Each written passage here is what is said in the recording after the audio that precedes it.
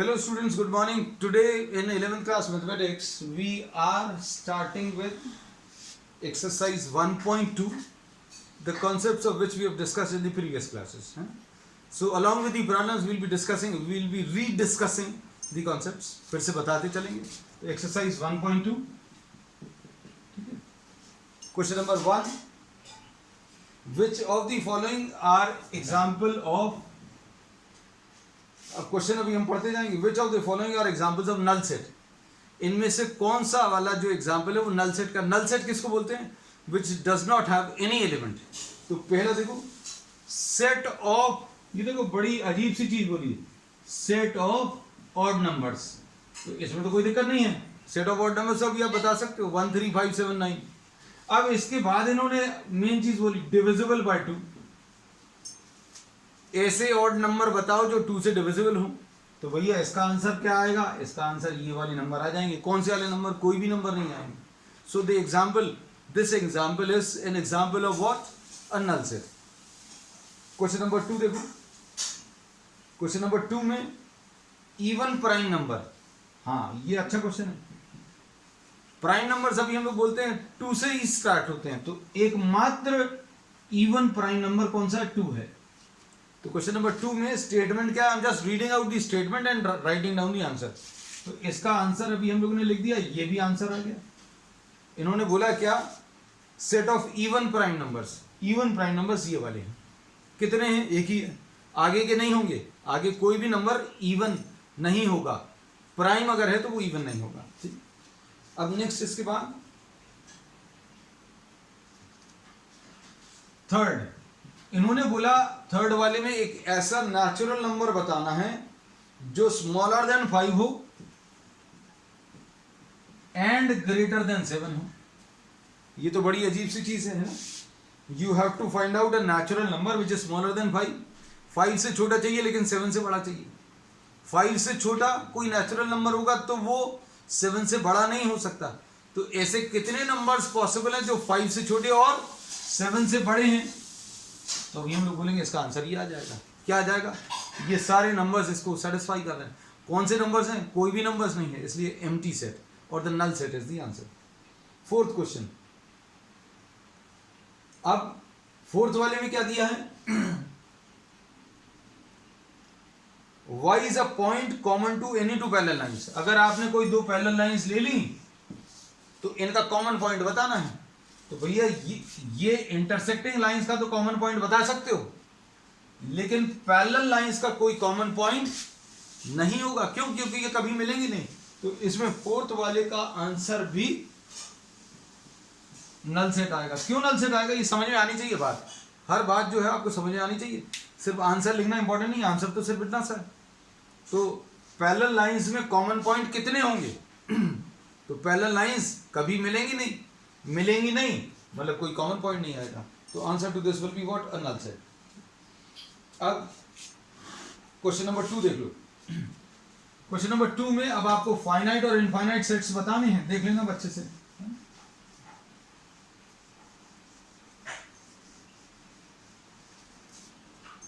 Question number 2. Which of the following sets are finite और infinite? Question 2. अब हम I'll just read out the statement, and in case you are having the book, then you can also read along with me. What the set of the months of a year? Set of months of a year क्या होगा? बहुत सारे होंगे क्या? उनको गिन नहीं पाओगे. अगर गिन नहीं पाओगे तो इनफाइनाइट है, और गिन पाओगे अगर लिस्टिंग कर पाओगे तो फाइनाइट है. तो अब हम लोग इसको क्या बोलेंगे? पहले का आंसर फाइनाइट है. फिर उसके बाद सेकेंड वाले में बच्चों क्या लिखा हुआ? 1 2 3 और ऐसा छोड़ दिया. मतलब कहां तक जाना है? मतलब आपको एंडलेसली लिखते जाना है. So this will be what? This will B an infinite set. क्यों? क्योंकि कहां तक लिखना ये पता नहीं. अब अगले क्वेश्चन को इन्होंने, तुम लोगों को किसी को अगर क्यूरियोसिटी हो रही होगी तो ये क्यूरियोसिटी उन्होंने अगले क्वेश्चन में खत्म कर दी कि 1 2 3 लिखने. कहां तक लिखने? 100 तक लिखने. तो ये कैसा सेट है? This is once again an example of what? Finite set. क्यों? क्योंकि 1 से लेकर 100 तक 1 to 100 the number of elements are finite. अब फोर्थ वाले में फोर्थ क्वेश्चंस देखते जाना. The set of positive integers greater than 100, 100 से बड़े इंटीजर्स ग्रेटर देन 100 है ना. तो अभी ग्रेटर देन 100 क्या आ जाएंगे, ग्रेटर देन और इक्वल टू है क्या, ग्रेटर देन 100. तो 101 से 101 से लेकर 102 103 ये कैसा सेट रहेगा, ये बेटा इनफाइनाइट सेट रहेगा. क्यों, कहां तक जाना है ये पता नहीं, ग्रेटर देन 100 लिख दिया. अब set of prime numbers less than 99 fifth part में, set of prime numbers less than 99, prime numbers less than 99 क्या आएगा बच्चों, ये फाइनाइट आएगा. क्यों, क्योंकि अभी आप लिख पाओगे 99 तक के आप प्राइम नंबर्स लिख पाओगे, है ना.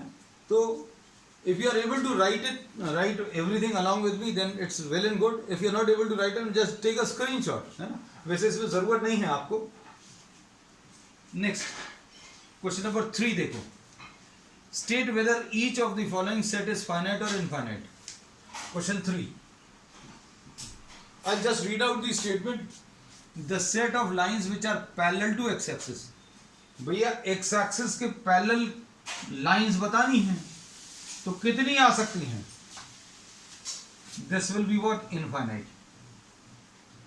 कितनी बना सकते हैं, इनफाइनाइट लाइंस बना सकते हैं. तो थर्ड में first part infinite. Second part देखो, सेकंड पार्ट में क्या पूछा है, the set of letters in the English alphabet. English alphabet में letters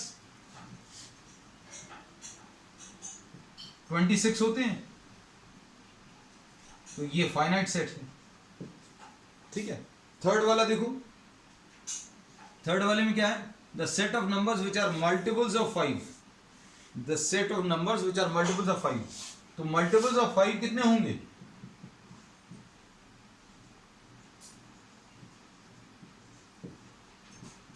this will be again infinite set.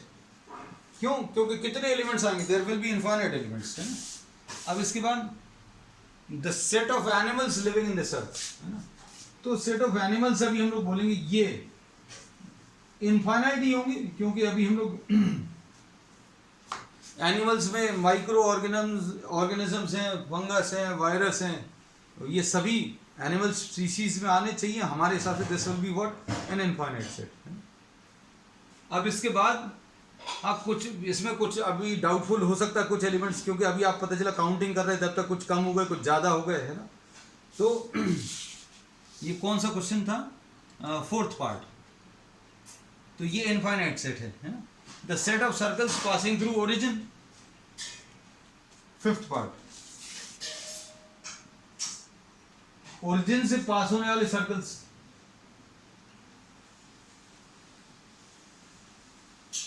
Origin से पास होने वाले सर्कल्स कितने कर सकते हो अभी आप, there will be how many infinite such circles are possible, है ना. तो this will be once again what, the set of circles passing through origin will be infinite set. This is a infinite set. ठीक है. तो third question अभी हम लोगों ने कंप्लीट कर दिया. अब इसमें इक्वालिटी, अब इसको अच्छे से समझना बच्चों. इक्वल सेट्स का बोलते हैं व्हेन ऑल द एलिमेंट्स, दो सेट्स ए और बी को इक्वल तब बोलते हैं, A and B are set to be equal if all the elements of A are in B and all the elements of B are in A. A के सारे elements B के अंदर, B के सारे elements A के अंदर अगर हैं तो वो इक्वल सेट्स होंगे. ठीक है. तो ये कॉन्सेप्ट अभी हम लोग पहले भी डिस्कस कर चुके हैं, आज फिर बता दिया. अब इसमें देखो फोर्थ का फर्स्ट पार्ट क्या दिया हुआ बच्चों, ये A is equal to A B C D दिया है. दूसरा सेट बी अरे ये हमने देखा नहीं तो लिखते ही नहीं, DCBA, ए के सारे एलिमेंट्स बी के अंदर हैं और बी के सारे एलिमेंट्स ए के अंदर है। So the order is not important, so we say that A is equal to B, इसमें कह सकते हैं। अब इसका सेकंड पार्ट देखो बच्चों, 4, 8, 12 एंड 16 है ना, 4, 8, 12 एंड 16,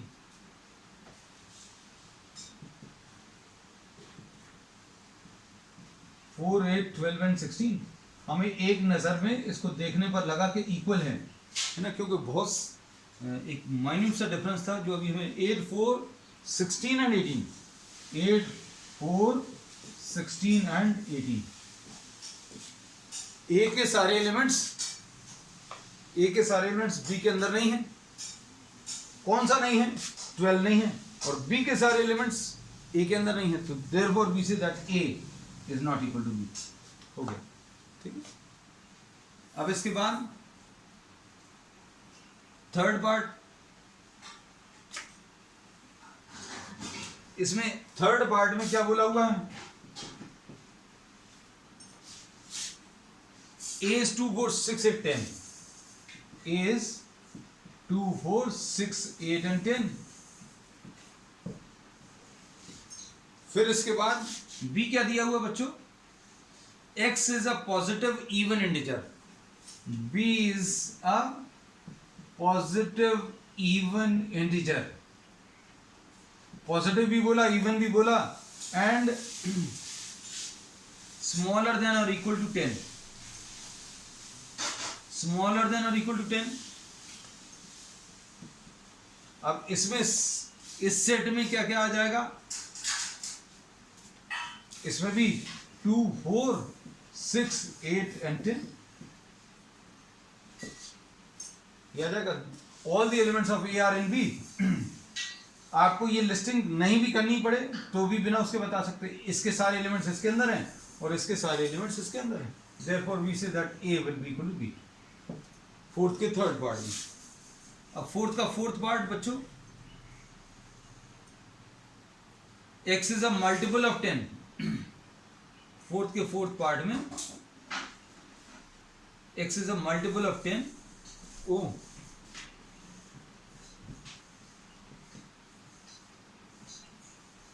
मल्टीपल ऑफ 10।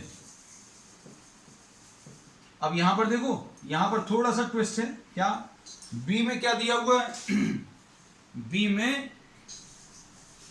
0, 15, फिर उसके बाद 20, 25, 30, ऐसे है ना। ये कहां तक है? अच्छा, इसमें लिस्ट है। इसमें देखो, इसमें मल्टीपल्स ऑफ 10 के अलावा मल्टीपल्स ऑफ 5 भी हैं। ये 15, 25 है ना।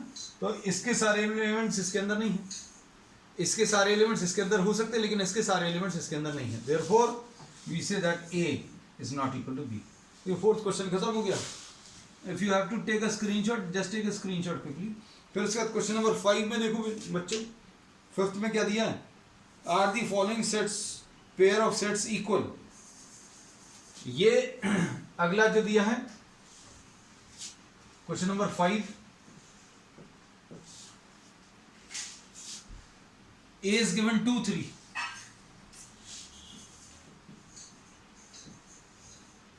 ठीक है, और B देखो क्या दिया है? B is given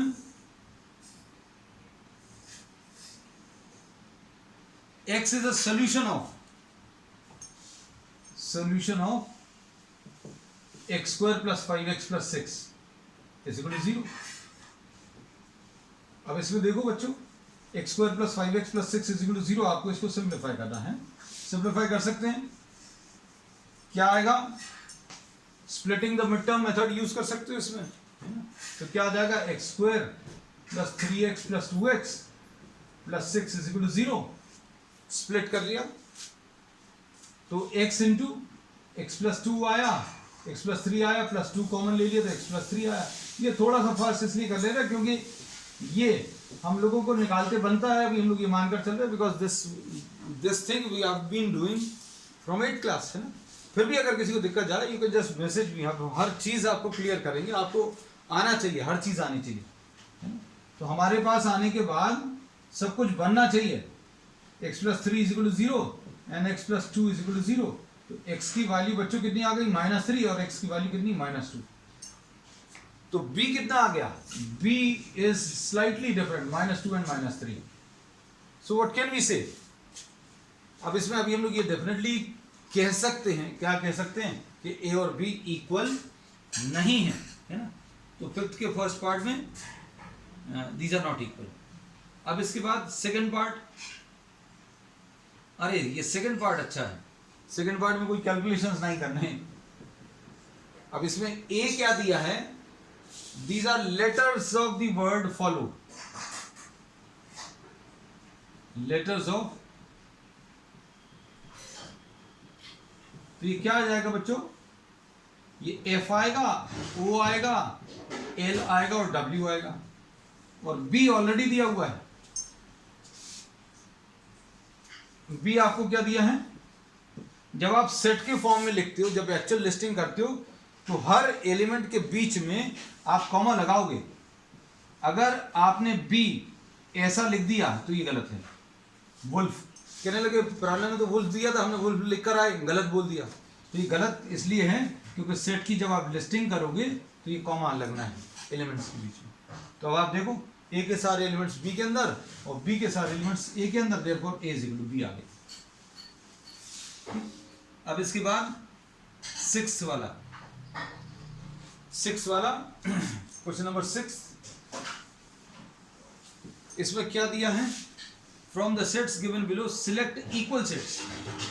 equal sets बताने हैं। ए कौन सा दिया है बच्चों, ए इज गिवन 2 4 8 12, 2 4 8 एंड 12 दिया है, और बी क्या दिया है, बी दिया है 1 2 3 4,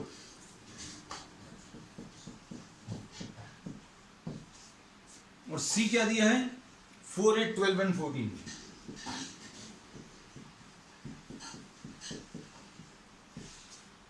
ठीक, अब इसमें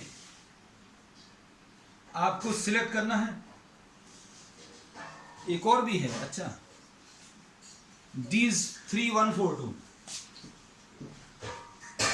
3 1 4 एंड 2। अब इसमें क्या करना है प्रॉब्लम में, from the sets find out, अच्छा ई, अरे बहुत सारे सेट्स हैं, हमने तो सोचा था ई क्या है, -1 और 1, हम बार रुक रहे, हम सोच रहे थे खत्म हो गया, ई हो गया, एफ क्या है 0 एंड ए, और उसके बाद जी क्या है 1 एंड -1, और एच क्या है 0 एंड 1।